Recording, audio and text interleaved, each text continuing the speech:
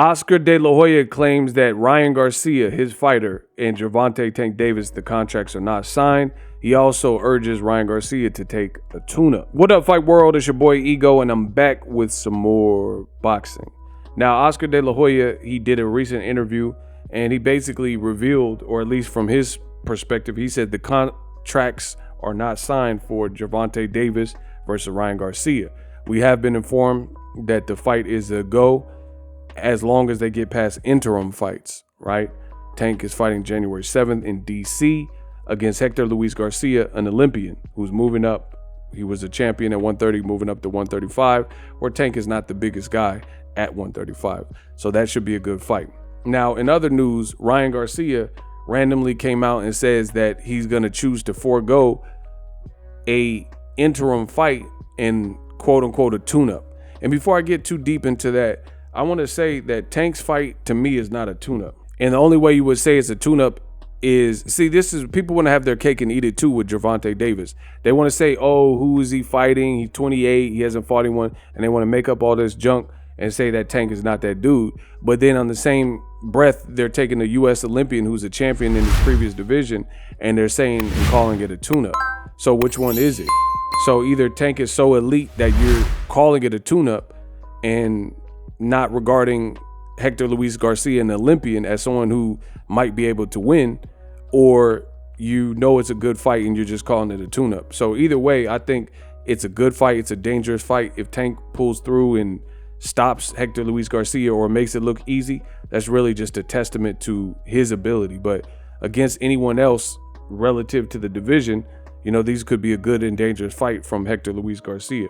Now, as far as Ryan Garcia, Ryan not wanting to do a tune-up is foolish. He came out of nowhere after, see, Ryan has not, he doesn't have good rapport with the fans because he's put his cap in the hat and said all these fights would happen, could happen, should happen. Some of them, the ones that he said have been signed, and he pulled out, right? Like the Javier Fortuna initial date that they had, he waited a year to fight Javier Fortuna, and in between that time, fellow Golden Boy stablemate Jojo Diaz had already beaten Fortuna when Fortuna was considered a boogeyman. So for Ryan to later beat him really meant nothing, right? And Jojo Diaz just lost recently to Zepeda. So make of that what you will. So Ryan Garcia, he said he was going to do a announcement for his upcoming fight, which was said to be a tune-up. And then randomly the other day, he said he's not doing a tune-up. So to each his own. Oscar De La Hoya says if it were him, he would do the interim fight. He would take a tune-up.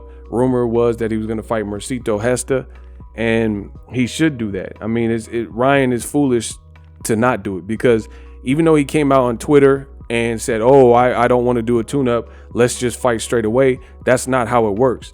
Tank Davis already has business in line, already selling tickets, and it's already been announced. So if you agreed to do a tune-up and agreed to do an interim fight or whatever you want to call it, and you got cold feet or can't find the right opponent, then that's on you.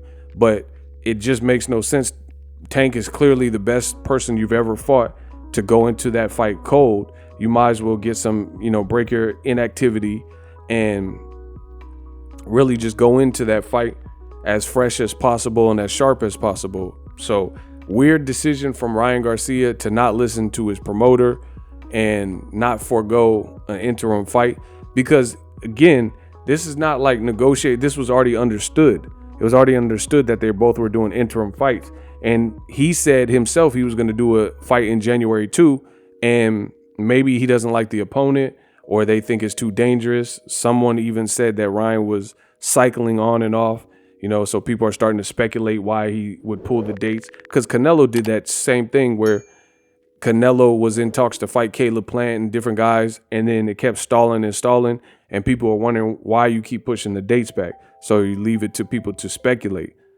Anyway, it just makes no sense, since that was the plan, and Tank is not going to stop what he got going on and the paycheck he's about to get to fight Hector Luis Garcia because Ryan Garcia backed out and took to Twitter and said, hey, let's go straight into it. That's just not how it works. He has a venue and fans to fulfill on January 7th. So weird that Ryan is not doing a tune-up. Let me know what you guys think. Drop your thoughts in the comment section. Introducing Super Thanks.